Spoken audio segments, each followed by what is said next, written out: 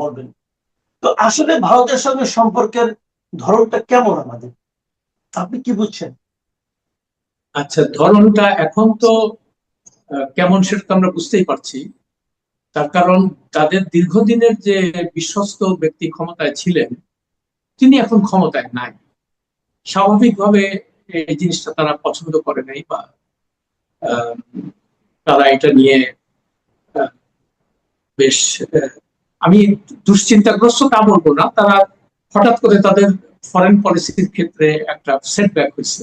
এটা তারা নিজেরাও বলেছে বিভিন্ন সময় বিভিন্ন ভাবে। এবং সেখানে শেখ হাসিনা খুব ভালো অবস্থাতেই আছে সেখানে, তাদের হেফাজতে। এটা নিয়ে বাংলাদেশের সঙ্গে টানাপোড়েন শুরু হয়েছে। এবং আহ, তবে একটা জিনিস আমি লক্ষ্য করছি যে আমাদের মিডিয়া বা আমাদের সরকারি মহল যেভাবে মিডিয়াকে খাওয়াচ্ছে কতগুলা জিনিস, যে ইন্ডিয়া পাগল হয়ে গেছে আমাদের সঙ্গে সম্পর্ক উন্নয়ন করার। তো ব্যাপারটা আমার কাছে এরকম মনে হচ্ছে। কেন হচ্ছে না সেটা একটু ব্যাখ্যা করে বলি। সেটা হচ্ছে এই, যেমন ইন্ডিয়ান যে হাই কমিশনার, উনি একজন মানে পলিটিক্যাল অ্যাপয়েন্ট, বয়স উনি মন্ত্রীর পদমর্যাদায় তাকে দেওয়া হয়েছে।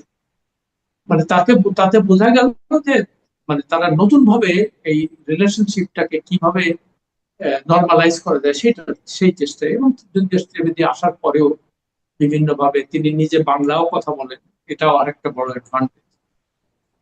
তো এখন এখানে পত্র পত্রিকায় দেখতে পাচ্ছি বা মিডিয়া বিভিন্ন টক শোতে মানে তারা অস্থির হয়ে গেছে যে একটু আগে আপনিও বলছিলেন যে দীনেশ ত্রিবেদী একই সঙ্গে আহ, একটা প্রধানমন্ত্রীর সঙ্গে দেখা করার আগের দিন পররাষ্ট্রমন্ত্রীর সাথে কথা বললেন, তারপরে প্রধানমন্ত্রীর সাথে কথা বলার পরে উনি স্বরাষ্ট্রমন্ত্রীর ওখানে গেলেন, তারপরে সেখান থেকে সরাসরি দিল্লি চলে গেলেন। মানে আমাদের মিডিয়া এমন একটা ইমপ্রেশন দিচ্ছে যে এটা খুব তড়িঘড়ি করে তারা এগুলা করছে, কিন্তু তাদেরকে একটা জিনিস বুঝতে হবে যে এই সমস্ত অ্যাপয়েন্টমেন্ট গুলা অন্তত 1 মাস আগে ঠিক করে। এটা বুঝতে হবে আপনাদেরকে। মানে মানে অন দ্য স্পট কোনো ডিসিশন হচ্ছে না। এটা সেইভাবেই তারা ক্যালকুলেট করেছে, সেইভাবেই। এবং বাংলাদেশ সরকার থেকে সেইভাবে সময় নিয়েছে, পররাষ্ট্রমন্ত্রীর সঙ্গেও সেইভাবে সময়, মানে স্বরাষ্ট্রমন্ত্রীর সঙ্গেও সেইভাবে সময় নিয়েছে, প্রধানমন্ত্রীর সঙ্গে তো অবশ্যই নিয়েছে, বিকজ প্রধানমন্ত্রীর স্কেডিউল তো খুব বিজি। তো ফলে, এবং সে যে প্রধানমন্ত্রীর সঙ্গে দেখা করে আবার দিল্লিতে যাবে তাদের প্রধানমন্ত্রীর সঙ্গে দেখা করতে, এটাও আগের থেকে ঠিক করা। এগুলো সবকিছুই মানে মানে তাদের পরিকল্পনা মাফিকই সবকিছু হচ্ছে। এখন তিনি তিনি যেহেতু একটা মন্ত্রীর আহ, পদমর্যাদায় এখানে আছেন, স্বাভাবিকভাবে মানে দীনেশ ত্রিবেদী কি কি কথাবার্তা হলো এইটা তার প্রধানমন্ত্রীকে জানাবেন, বা জানিয়েছেন অলরেডি, বিকজ সে তো অলরেডি দেখাও করেছে। তো আজকে একটা ইন্ডিয়ান একটা ইয়ের মধ্যে দেখছিলাম যে তাদের ছক কাটা আছে যে কিভাবে কিভাবে জিনিসগুলোকে তারা সামনের দিকে এগিয়ে নিয়ে যাবে। সেইভাবেই তারা সবকিছু করছে। এখন দিল্লিতে তার সফরের ব্যাপারে আপনারা নিশ্চয়ই জানেন যে বাইল্যাটারাল ভিজিটটা হবে, এটাও ইন্ডিয়ান গভর্নমেন্ট আগে থেকেই দাওয়াত দিয়েছে যে আপনি আমাদের এখানে আসবেন।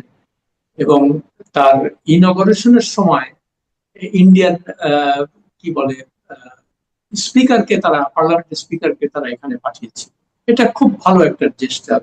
তার আগে ওদের পররাষ্ট্রমন্ত্রী জয়শঙ্কর এসে দেখা করে গেছে, এবং তখন ইউনূস সাহেব ক্ষমতায় ছিলেন এবং তার সঙ্গে সে দেখা করেন।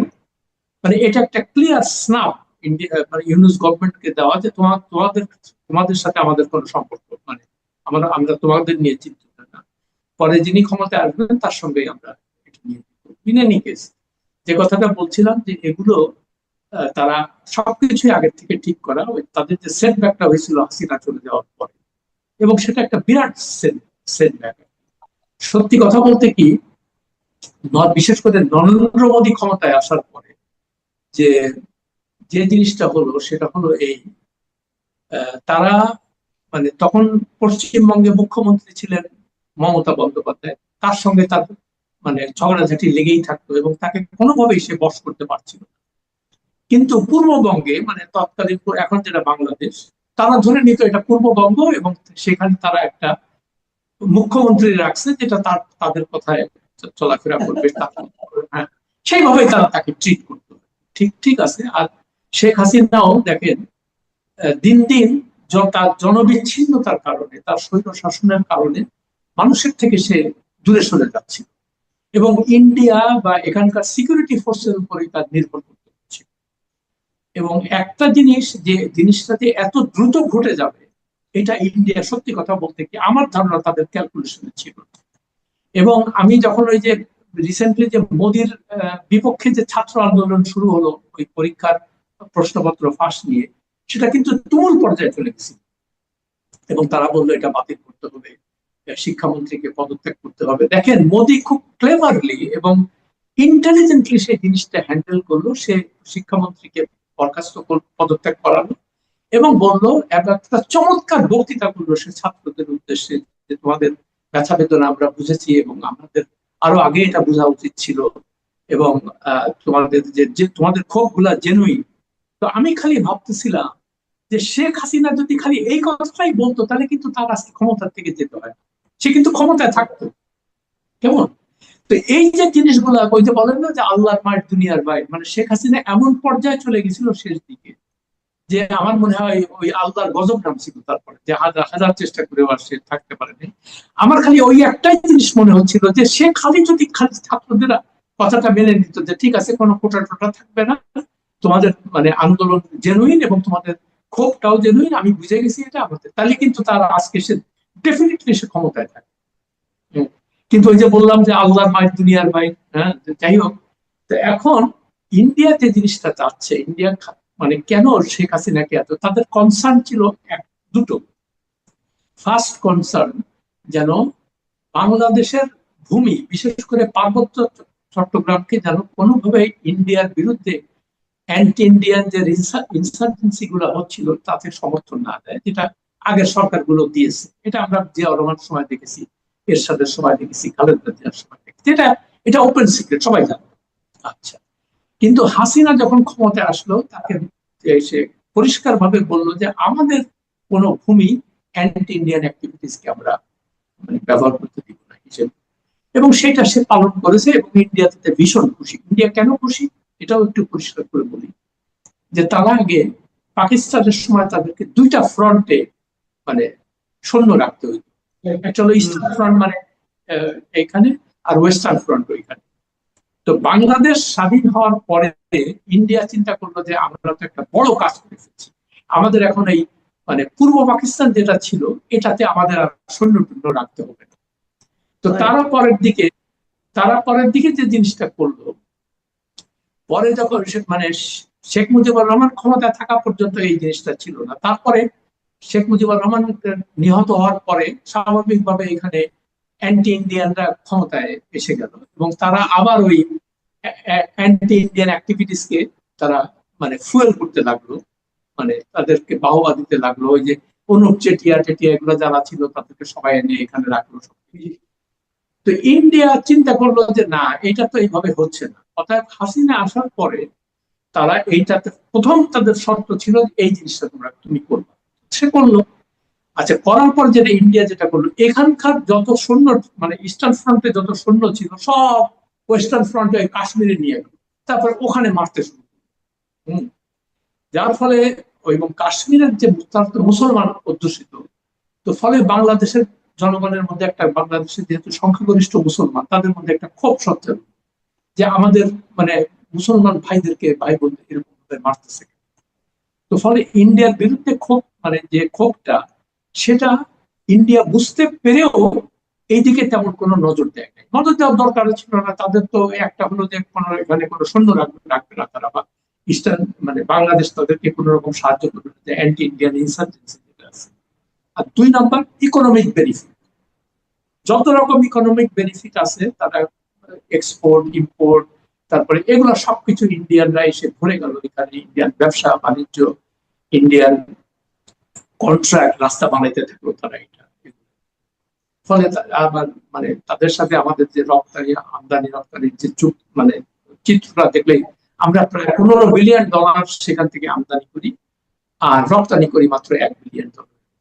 হ্যাঁ, কিন্তু একই ব্যাপারটা হয়েছে চায়নার ক্ষেত্রেও, কিন্তু চায়না নিয়ে লোকজন তেমন কিছু বলছে না, বিকজ চায়নারা তো হিন্দু না আর আমাদের ইমিডিয়েট নেইবার না। এটা হলো বাস্তবতা।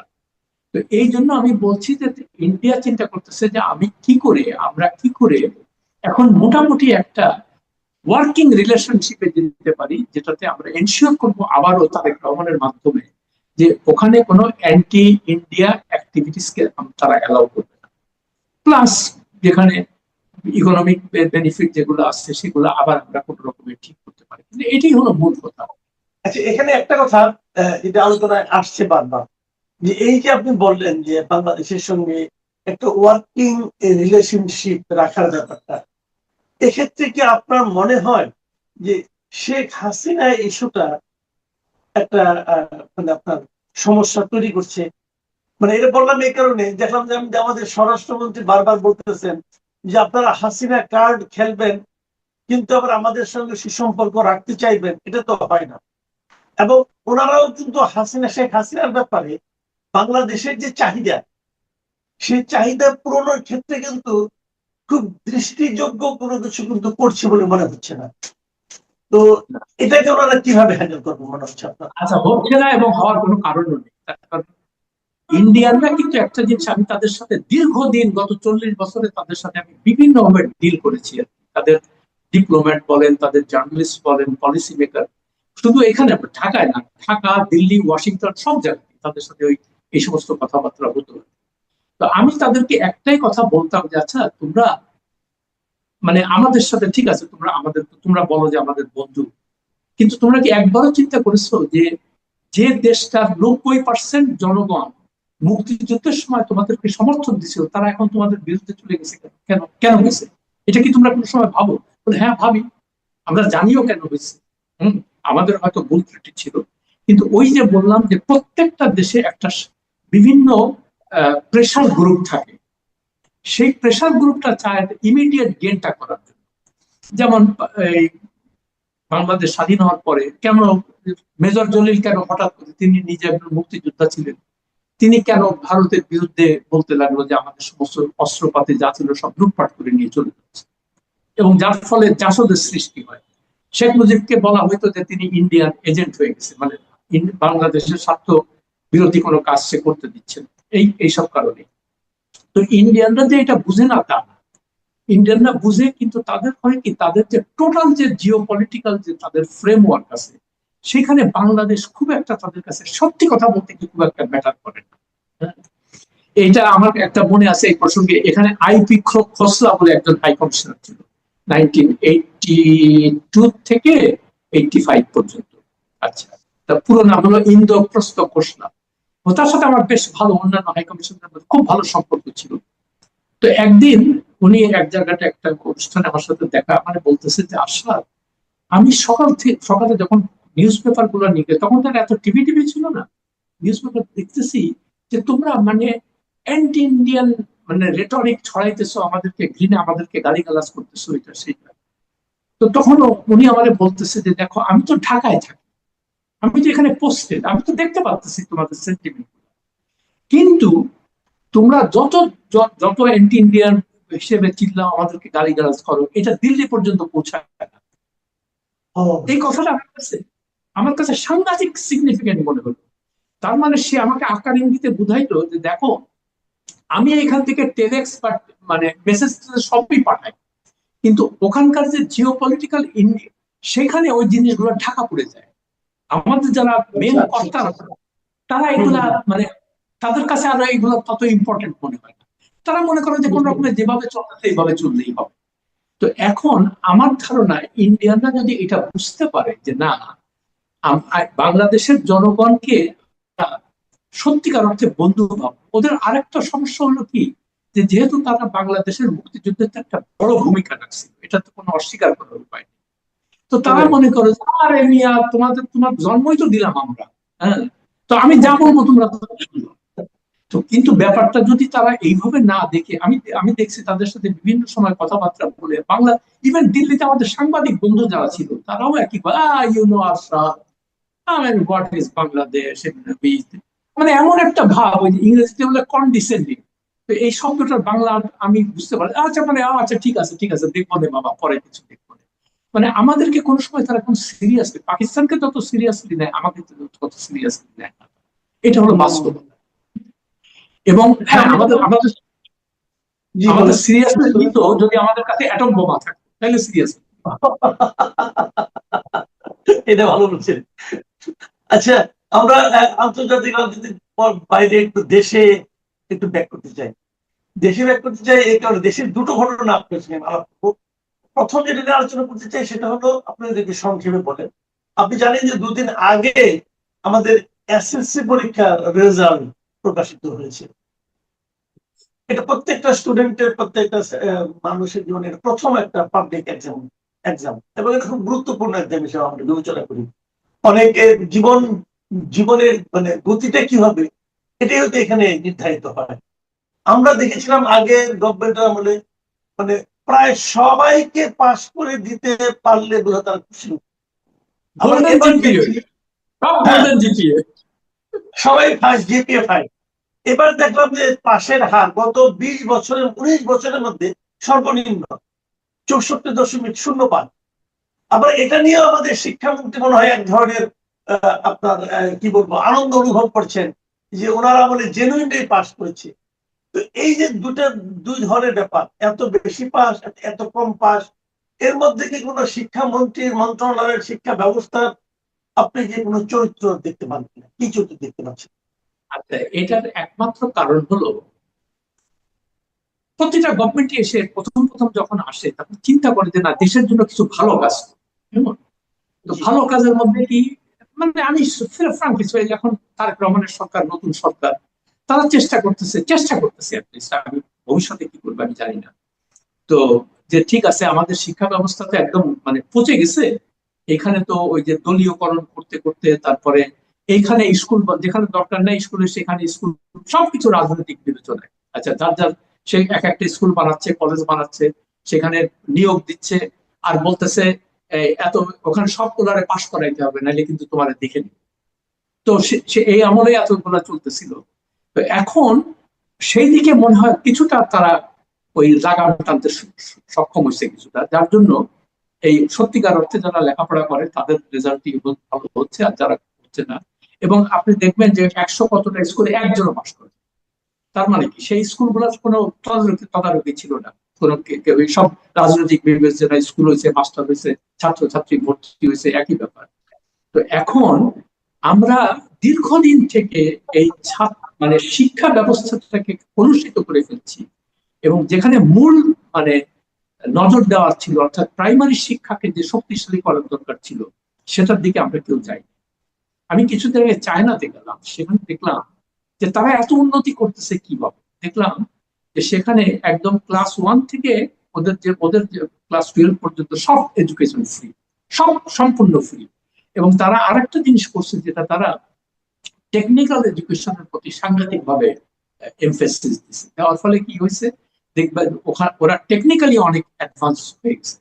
হ্যাঁ, তো আমরা তো সেদিকে আমরা মুখস্থ করে কিছু পাস করব, তারপরে ঘুষ ঘাস দিয়ে এদিক ওদিক ভর্তি হওয়ার চেষ্টা করব, তারপরে প্রাইভেট ইউনিভার্সিটি যেগুলো আছে তারা সেখানে তো টাকা দিলেই আপনি ভর্তি হয়ে যেতে পারবেন। তো এই জিনিসগুলা যদি যে সরকার ঠিক মতো হ্যান্ডেল করতে না পারে, তাহলে শিক্ষা ব্যবস্থার 12টা বাজবে। তো আমার খালি একটাই ভয় হচ্ছে যে এই সরকার মানে যত ক্ষমতায় থাকতে যদি বেশি দিন থাকে, তাহলে দেখবেন যে তারাও আবার এগুলোর সাথে কম্প্রোমাইজ করে ফেলছে আগের সরকার। তো যদি সেগুলা না করে তাহলেই শিক্ষা ব্যবস্থার উন্নতি হবে। আর প্রাইমারি স্কুল মানে শিক্ষা ব্যবস্থাটাকে মজবুত করার জন্য ভালো শিক্ষক নিয়োগ দিতে হবে, সেখানে বেতন ভাতা বাড়াইতে হবে, এবং যাতে করে বেস্ট মানে ভালো টিচাররা সেখানে যায়, তারা যেন অবহেলিত ইয়ে না করে, সেদিকে কাজে শিক্ষা ব্যবস্থা ভালো হবে। এটি হলো আমার।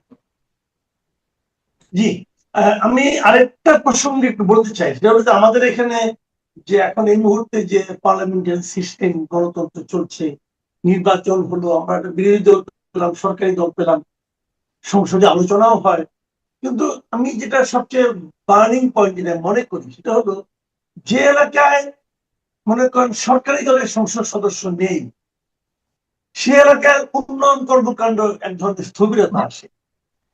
এই যে বিষয়টা, তাহলে যারা ভোটটা দেয় তারা কি তাহলে সরকারি দলকে ভোট দিবে, না হলে কি হবে না? এই যে টেন্ডেন্সিটা, আজকে যে সরকারি দল করছে কালকে সে হয়তো বিরোধী দলে যাবে, তাকেও এই ভোগান্তির মুখে পড়তে হবে। তাহলে মাঝখানে সাধারণ মানুষের কি হচ্ছে? এই কথাটা আমি বললাম এই কারণে যে বিরোধী দলীয় নেতা ডক্টর শফিকুর রহমান একটা অভিযোগ করেছেন কালকে, যে উনি মানে আপনার উত্তরবঙ্গে গিয়েছিলেন আপনার রংপুর এলাকায়। তিনি বলেছেন যে জামায়াত বেশি আসন পাওয়ায় রংপুরকে উন্নয়ন থেকে বঞ্চিত করা হচ্ছে। এই অভিযোগের কিন্তু একদম ভিত্তি তা কিন্তু বলা যাবে না। এই মানে আমাদের বলতে চাচ্ছি সরকারের যে ধরনের মানসিকতা, এই মানসিকতাকে আপনি কিভাবে বিশ্লেষণ করবেন? না, এটা তো অত্যন্ত নেগেটিভ একটা চিন্তাধারা। তার কারণ সরকারের যখন আসবে তার প্রথম কাজ হবে সমাজের যে পোলারাইজেশনটা আছে, যে বিভক্তি আছে, সেটাকে কমানো। তাহলে যারা বঞ্চিত ছিল তাদেরকে তাদেরকে সুযোগ সুবিধা দেওয়া এবং তাদেরকে প্রমাণ করা যে তোমরাও এই দেশের জনগণ, তোমরা হয়তো আমাদের ভোট দেওয়া নাই, বাট আমরা তোমাদের জন্য ভালো কিছু করার, এবং তোমরা যে জনগণের অংশ এটা আমরা মেনে নিচ্ছি, তোমরা আমাদের শত্রু না। তো আনফর্চুনেটলি এগুলো তো বলে কি এগুলো ধর্মের কথা, মানে কিন্তু বাস্তবে মানে আমরা যা দেখি প্রতিটা সরকারি আসার পরে ওই যে চরম দলীয়করণ, যেমন বিএনপি যে কাজটা শুরু করছে এখন, এটা আমি শিওরে উঠতেছি মাঝে মাঝে যে এমন দলীয়করণ কিন্তু ইভেন আওয়ামী লীগও করে নাই। এই যে কর্পোরেশনের চেয়ারম্যান বানানো, এটা আওয়ামী লীগের লোকজন কিন্তু করে নাই। আর এই যেটা দেখতেছি তারেক রহমান শুরু করছে, ওয়াসার চেয়ারম্যান, কেডিএর চেয়ারম্যান, সিডিএর চেয়ারম্যান সব নিজের দলের। আচ্ছা, ভালো কথা, তাও আমি আমি তাতে আমার কোনো অসুবিধা নেই। আপনি যদি আমলাতন্ত্রকে সোজা করতে চান, আপনার নিজস্ব লোকজন আসবেন, খুব ভালো কথা। কিন্তু তারাও যদি এসে ওই একই রকমের ঘুষ খায় বা দলীয় দলীয় লোকদের প্রাধান্য দেয়, তাহলে তো আপনার উদ্দেশ্য সফল হবে না। তো সেই জন্য আমি তারেক রহমানকে একটাই অনুরোধ করবো যে আপনি নেতা হওয়ার, দেশের নেতা হওয়ার চেষ্টা করেন, দলীয় নেতা হওয়ার চেষ্টা করেন। বেশ কয়েকটা ঘটনা কিন্তু সিরিজের মতো ঘটেছে। প্রথমত আমরা দেখলাম যে ভারতকে যখন নাকি 5 তারিখের আগে ওদিকে ঘোষণা করা হলো 5 তারিখে একটা অনুষ্ঠানে শেখ হাসিনা কথা বলবেন, তখন আমাদের দিক থেকে ভারতের হাই কমিশনারকে বলা হলো যেন সেটা করতে দেওয়া না হয়। তারাও বলে দিলেন যে তারা দেখবেন, বিচার করবেন, কিন্তু যথাসময়ে তারা সেই অনুষ্ঠানটা করলেন এবং এটা নিয়ে বাংলাদেশ মোটামুটি তীব্র ভাষায় প্রতিবাদ করলো। প্রতিবাদের ভাষা নিয়ে অনেকে নানা রকম প্রশ্নও ছিল। তারপরে আবার দেখলাম ভারত বললো যে ওখানে যা যা বলা হয়েছে সেটা তারা আসলে ওইভাবে এন্ডোর্স করেন, অনুমোদন করেন না। এটাতে আবার আমরা বুঝলাম যে একটু সম্পর্ক কি ভালো হলো কিনা। এর মধ্যে গতকাল আবার ভারতের হাই কমিশনার প্রধানমন্ত্রীর সঙ্গে দেখাও করলেন, আবার ব্রিক্সে প্রধানমন্ত্রীকে আমন্ত্রণ জানানো হলো। আবার সর্বশেষ আমরা দেখলাম যে গতকালকে এবং তার আগের দিন রয়ের প্রধান বাংলাদেশে এসেছিলেন। এখন এই যে ঘটনাগুলো, এই ঘটনাগুলিকে আপনি কিভাবে ব্যাখ্যা করবেন? ধন্যবাদ আপনাকে, ধন্যবাদ দর্শক শ্রোতা। ভারত আমাদের সব থেকে কাছের প্রতিবেশী। নানা কারণে তাদের প্রতি, তাদের সাথে আমাদের একটা সম্পর্ক রাখতে হয়, আমাদের সাথেও তাদের একটা সম্পর্ক রাখতে হয়। আমরা অনেক কারণে ভারতের উপরে নির্ভরশীল, একই সাথে তারাও আমাদের উপরে নির্ভরশীল। ভারতের কাছ থেকে আমরা কতগুলো সুবিধা গ্রহণ করি, কিন্তু তার কোনোটাই বিনামূল্যে বা ফ্রিতে না। আমরা পয়সা দিয়ে তাদের কাছ থেকে পণ্য কিনি, আমাদের কাছ থেকেও তারা কিছু সুবিধা নেয়। সুতরাং এখানে দায় দয়া এইটার কোনো সম্পর্ক। রাজনীতিতে ভারত এখানে প্রভাব বিস্তার করে, আশপাশের যতগুলো দেশ আছে প্রতিবেশী, সবার আভ্যন্তরীণ বিষয়ে ভারত প্রভাব বিস্তার। কিন্তু 5 আগস্টের পর, আওয়ামী লীগের পতনের পর ভারতের অনুভূতিটা এবং তাদের আচরণটা মনে হয়েছে যে তারা বাংলাদেশের ক্ষমতা হারিয়েছে। 5 আগস্টের পরিবর্তনটা ভারত স্বাভাবিকভাবে নিতে পারেনি, নেই। এর একটা কারণ কেবলমাত্র ভারতের যে আগ্রাসী মনোভাব সেটা না। বাংলাদেশের প্রায় সব রাজনৈতিক দল, কেউ প্রকাশ্যে কেউ গোপনে, ভারতের সাথে এক ধরনের হাত কস্তানো সম্পর্ক মেনটেন করে চলে। আওয়ামী লীগের সময় সুজাতা সিংকে আনা হয়েছে, পররাষ্ট্রমন্ত্রী বলেছেন আমাদেরকে আবার একবার তোমরা ক্ষমতায় বসাও। আবার নরেন্দ্র মোদী যখন ক্ষমতায় এসেছে, দূতাবাসের বন্ধের দিন বিএনপি ফুল নিয়ে গেছে, গেটে রেখে এসেছে। জিএম কাদের ভারত থেকে এসে বলেছেন যে আমি কোনো কথা বলতে পারবো না, নিষেধ করে দিয়েছে। আবার জামাতের আমির বলেছেন যে ভারতের মনে কষ্ট দিয়ে আমরা কিছু করব না। সাম্প্রতিককালে শেখ হাসিনার ভাষণ নিয়ে ভারত আমাদের সাথে এক ধরনের চালাকি করেছে। আপনি যথার্থই বললেন, তারা আমাদেরকে কিন্তু বলেছিল যে তারা কতগুলো অ্যাকশনের দিকে যায়। জয়সওয়ালের প্রেস কনফারেন্সটা তিনি বলেছিলেন যে আমরা তো আসলে সরকারিভাবে তাকে সহযোগিতা করছি না। তার মানে হচ্ছে যে তারা জানতেন যে এই আয়োজনটা হচ্ছে বেসরকারিভাবে। যদিও শেখ হাসিনার ভাষণ প্রচারের ক্ষেত্রে বাংলাদেশের আদালতেরও কিন্তু কোনো নিষেধাজ্ঞা নেই। শুধুমাত্র তিনি যদি হেট স্পিচ না দেন তাহলে এটির বৈধতা অবৈধ না। সরকারের পক্ষ থেকে এটি, বিচারালয়ের পক্ষ থেকে, বিচারকদের পক্ষ থেকে এটি বলা হয়েছে, আইনজীবীরা বলেছেন। যে তারপরেও সরকার চায়নি যে এই ভাষণটা প্রচারিত হোক, কিন্তু তারা নীরবে, অনেকেই শুনেছেন তিনি কি বলেন। তার অর্থ হচ্ছে যে সরকার আমাদেরকে শুনতে না করেছেন, কিন্তু তারা আবার কিন্তু শুনেছেন। এটি একটা দিক। আবার আর একটা দিক হচ্ছে শেখ হাসিনার সরকার ও তারেক রহমানের বক্তব্য মানুষ যাতে শুনতে না পারে তার চেষ্টা করেছে, কিন্তু তিনি কি তখন সফল হয়েছেন? হননি। আজকের যুগে আপনি কারো বক্তব্য মানুষকে শুনতে দেবেন না, টেকনোলজি ওই নিয়ন্ত্রণ আপনার। সুতরাং এটা এক ধরনের পণ্ড চেষ্টা, বৃথা চেষ্টা। ভারত যে আচরণটা করেছে এটা অনাকাঙ্ক্ষিত। অন্তত প্রতিবেশী দেশের সাথে একটা আস্থার যে সম্পর্ক, সেই সম্পর্কটা নষ্ট হবে। কিন্তু পরবর্তীকালে বাংলাদেশ সরকারের পক্ষ থেকেও যে পদক্ষেপগুলো, এই পদক্ষেপগুলো এক ধরনের ধোঁয়াশা তৈরি করেছে। এটা অনেকেই বলছে যেটা সোশ্যাল মিডিয়ায় দেওয়া হয়েছে মানুষকে একটু সন্তুষ্ট করার জন্য, প্রকৃতপক্ষে এটি ভারতের কাছে পৌঁছানো হয়নি। এক। দ্বিতীয় জায়গাটা, যদি আপনি রিয়েল এটি মিন করেন যে ভারতকে এই আচরণের জন্য আমি তাকে তিরস্কার করব, তাহলে তাদের রাষ্ট্রদূতকে ডাকা উচিত ছিল। সেটা না করে পরের দিন একজন মন্ত্রী ভারতীয় রাষ্ট্রদূতের সাথে দেখা করে ডিজেল নিয়ে আলোচনা করলেন। আর বিরোধী দলের পক্ষ থেকে দেখলাম তারা মিছিল করলেন, স্লোগান দিলেন, কিন্তু মিছিলটা চলে গেল সচিবালয়ের দিকে। তারাও মনে হয়েছে যে বিষয়টা তারা ওভারলুক করার চেষ্টা করেছে, কিন্তু পাবলিকের কাছে দেখানোর চেষ্টা করেছেন আমরা এই বিষয়ে খুবই অ্যাডামেন্ট, আমরা খুব দৃঢ়। কিন্তু পরবর্তীকালে আপনি দেখছেন ভারতের যে রাষ্ট্রদূত, তিনি আমাদের পররাষ্ট্রমন্ত্রীর সাথে 1.5 ঘন্টার বৈঠক করছেন, প্রধানমন্ত্রীর সাথে বৈঠক করছেন। এবং তার মানে আপনি বলতে চাচ্ছেন যে ভারতের সঙ্গে আমাদের সরকার কিংবা বিরোধী দল কিংবা অন্য কোন দল মুখে মুখে যে একটা বিরোধের নাটকের মতো করছে, এটা আসলে প্রকৃত বাস্তবতা নয়। প্রকৃত বাস্তবতা হলো ভারতকে সবাই তেল দিয়ে চলতে চায়, ভারতের কাছ থেকে তেল পাওয়ার জন্য সবাই তেল দিতে চায়। হ্যাঁ, একদম তাই। আচ্ছা, এখন আরেকটা প্রসঙ্গ, যেটা নিয়ে সর্বশেষ প্রসঙ্গ, গতকালকে আমরা দেখলাম যে আমাদের যিনি ভারতের হাই কমিশনার বাংলাদেশে আছেন মিস্টার ত্রিবেদী, উনি প্রধানমন্ত্রীর সঙ্গে দেখা করলেন, স্বরাষ্ট্রমন্ত্রীর সঙ্গে দেখা করলেন, বেশ ফলো করে প্রচারও হলো। উনি সেখান থেকে বের হয়ে এসে প্রধানমন্ত্রীর মানে ভূয়সী প্রশংসা করলেন। তো আবার এর মধ্যে রয়ের যিনি প্রধান, উনিও বাংলাদেশে এসেছেন, ওনাকে আমাদের ডিজিএফআই আমন্ত্রণ করে নিয়ে এসেছেন। এগুলোর মাঝখান থেকে আপনি কি ইঙ্গিত দেখতে পান? ধন্যবাদ। স্পষ্ট করে বললে, যে খবরটা আমরা শুনছি যে শেখ হাসিনাকে ফিরিয়ে আনার ব্যাপারে সরকার কতগুলো পদক্ষেপ নিচ্ছে, আবার তিনিও ফিরে আসার ব্যাপারে একটা ঘোষণা দিয়েছেন, সম্ভবত এই বিষয়টাকে সামনে অথবা পেছনে রেখে এই যে তৎপরতাগুলো দেখছি।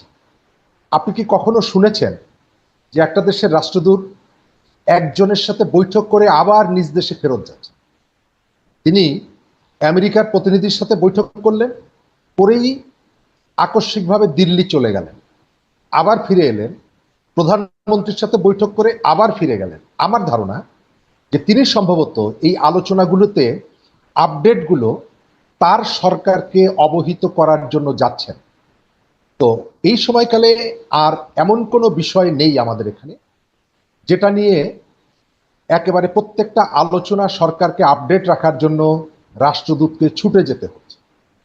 রয়ের প্রতিনিধিরা এসেছে, এভাবে পারস্পরিক সংযোগ যোগাযোগ এগুলো থাকে গোয়েন্দাদের মধ্যে, কিন্তু অনেকটা আকস্মিকভাবে মিডিয়াকে না জানিয়ে অনেক ঘটনা কিন্তু মিডিয়াকে জানানো হয়, কে আসছেন, কোথায় যাবেন, কি বৈঠক হবে। কিন্তু এই বিষয়টা আমি নিউজ যেটা দেখেছি প্রেস রিলিজ আকারে না, অনুসন্ধান করে ইনভেস্টিগেটিভ রিপোর্ট তারা খোঁজ নিয়ে সোর্সের মাধ্যমে জেনেছেন কারা আসছে, এবং যারা এসেছেন তারা শুধুমাত্র ঊর্ধ্বতন সেনা কর্মকর্তাদের সাথেই বৈঠক করেননি, এর বাইরে কয়েকজন রাজনীতিবিদদের সাথে বৈঠক করেছেন। গতকালকে ওয়েস্টিং পত্রিকায় এসেছে। প্রথমত আমাদের জানার আগ্রহ সেই রাজনীতিবিদ কারা, তারা কি নিয়ে আলোচনা করছেন এটা আমাদেরকে বলবেন না, তবে আমি অনুমান করি শেখ হাসিনাকে কেন্দ্র করে দুই দেশের গোয়েন্দা সরকার রাজনীতিবিদদের তৎপরতাটা অনেকটা বেড়েছে। জি, এটা একটু আপনি মানে খুবই একটা ভালো পয়েন্ট ধরেছেন যে রয়ের প্রধান তো উনি এসেছেন, এসে আমাদের সামরিক গোয়েন্দা বাহিনীর সঙ্গে কথা বলবেন, খুবই স্বাভাবিক। কিন্তু পলিটিক্যাল লিডারদের সঙ্গে ওনার আলোচনাটা এটা আসলে একটু রহস্যজনক বলে আপনার কাছে মনে হচ্ছে। আমার কাছে ওটা একটু রহস্যজনক মনে হলো। দেখা যাক কি হয়, এটা আমিও বুঝতে পারলাম না। আপনি কি ধারণা করেন কেন উনি প্রধান কেন আমাদের পলিটিক্যাল লিডারের সঙ্গে কথা বললেন? আপনার কি মনে হয় এটা কি কোনো শিডিউল আলোচনা ছিল? আমাদের এখানে এই সময়ে যে রাজনীতিতে বিশেষ করে ভারতের সাথে সম্পর্কের ক্ষেত্রে এই ধরনের বড় কোনো এজেন্ডা নেই, অথবা নিরাপত্তা ইস্যুটাও এই সময়কালে এতটা আলোচিত না যে রয়ের শীর্ষ কর্মকর্তার বাংলাদেশে আসতে হবে। এই সময়কালে কেবলমাত্র আওয়ামী লীগ যে ফিরতে চাইছে এবং তাকে কেন্দ্র করে বাংলাদেশ ভারতের যে কথার চালাচালি, অভিযোগ পাল্টা অভিযোগ, এর প্রেক্ষিতে আমার মনে হয় যে শেখ হাসিনা ফিরে আসার ঘোষণাকে এবং সরকারের আগ্রহ, এই সরকারের ব্যাখ্যা, এই বিষয়টা বিবেচনায় রেখেই সম্ভবত এই পারস্পরিক যোগাযোগটা আসা যাওয়াটা বেড়েছে। গত পরশুদিন সীমান্তে একটা হত্যাকাণ্ডের ঘটনা ঘটেছে, এছাড়া সীমান্ত ইস্যুতে সাম্প্রতিককালে খুব বড় কোনো অঘটন ঘটেছে এমনটা না যেটা আপনার নিরাপত্তা কনসার্ন। আমার ধারণা উভয় দেশের যে তৎপরতাগুলো, বিশেষ করে আমেরিকার যে প্রতিনিধি এসে গেলেন, তিনিও ভারতে দায়িত্ব পালন করেন, তারপরেও তিনি দীর্ঘ বৈঠক করলেন এখানে এসে, হোস্ট কান্ট্রিকে অবহিত না করে। সামগ্রিকভাবে আমার কাছে মনে হয় যে এই তৎপরতাগুলো পরিচালিত হচ্ছে শেখ হাসিনাকে ফোকাস করে। সেটা তিনি সেখানে থাকবেন কি থাকবেন না, তিনি ফিরে আসবেন কি আসবেন না, তাকে ফেরত আনা হবে কি হবে না, মূল ফোকাসটা হচ্ছে শেখ হাসিনা। এটা হচ্ছে আমার অবজারভেশন। আচ্ছা, আমরা এখন একটু অন্য প্রসঙ্গে একটু যাই। অন্য প্রসঙ্গ মানে সর্বশেষ যে প্রসঙ্গটা, যে আজকে 11 তারিখ আমাদের প্রেসিডেন্ট নির্বাচনের জন্য মনোনয়ন দাখিল করা হবে 13 তারিখ দাখিল যখন করা হবে তখনই তো বোঝা যাবে যে কে নির্বাচিত হচ্ছে।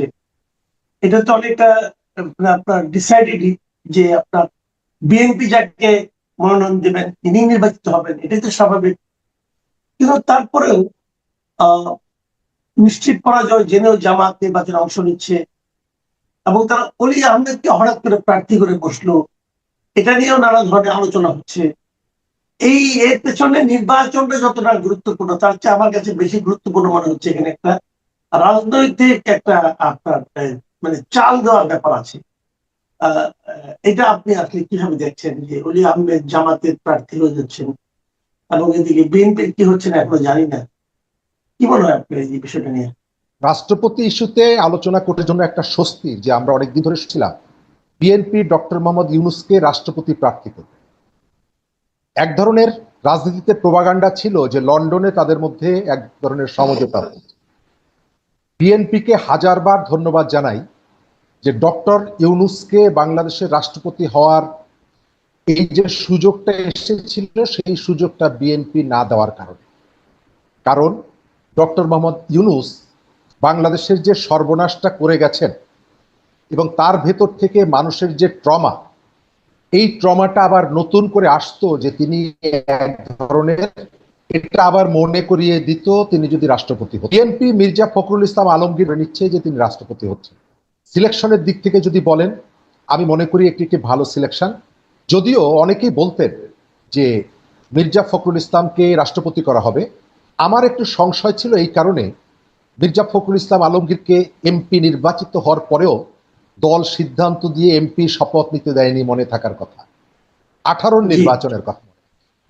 আবার দলের কাউন্সিলে সব পদ বন্টন হলেও তাকে দীর্ঘদিন ভারপ্রাপ্ত সেক্রেটারি করে রাখা হয়েছিল, সেটাও নিশ্চয়ই মনে আছে।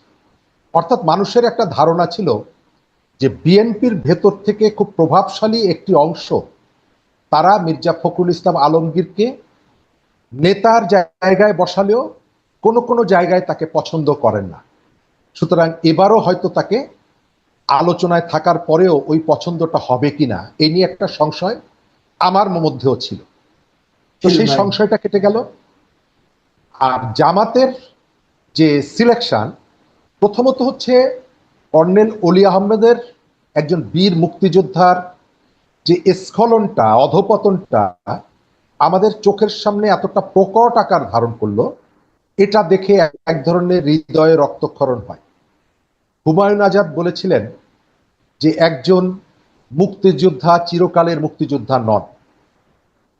যারা কর্নেল অলিকে গত 15 বছর 20 বছর আগেও রাজনীতির মাঠ থেকে নিঃশেষ করে দেওয়ার চেষ্টা করেছে এবং যেটা নিয়ে জামাতের সাথে বিএনপির বহু টানাপোড়েন ঘটেছে, সেই কর্নেল অলি আহমেদ এখন জামাতের সব থেকে বিশ্বস্ত প্রিয়জন এবং সেই বিএনপিকে তিনি নানাভাবে বাক্য ব্যয় বানে জর্জরিত করেন। এক, জামাতের যে কৌশলটা, জামাত দেখবেন যে একটা হাইপ তোলার চেষ্টা করে যে রাষ্ট্রের বিভিন্ন জায়গায় নিরপেক্ষ লোক দিতে হবে।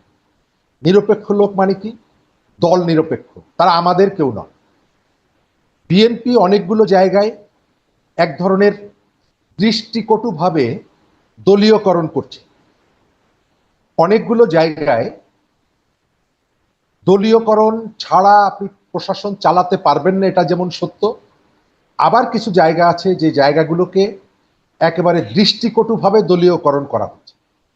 জামাত সম্ভবত মাঠের রাজনীতিতে বক্তব্য দিয়ে জানাতে চায় যে এই যে দেখো, আমাদের 80 জন এমপি থাকার পরেও আমাদের দল থেকে আমরা কেউকে নমিনেশন না দিয়ে আমরা অন্য একটা দলের যাদের কোনো একজন এমপিও নেই তাকে আমি নমিনেশন দিয়েছি। অর্থাৎ আমি অনেক উদার, রাজনীতিতে আমি যেটা বলি সেটা করতে চাই।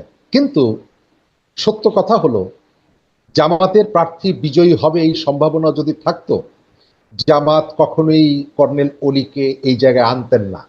হয়তো তিনি ওই যে প্রয়াত শমশের আলীর মতো, অথবা জামাতের যে মানে গুপ্ত নেতা যারা আছেন তাদের কেউকে করতেন।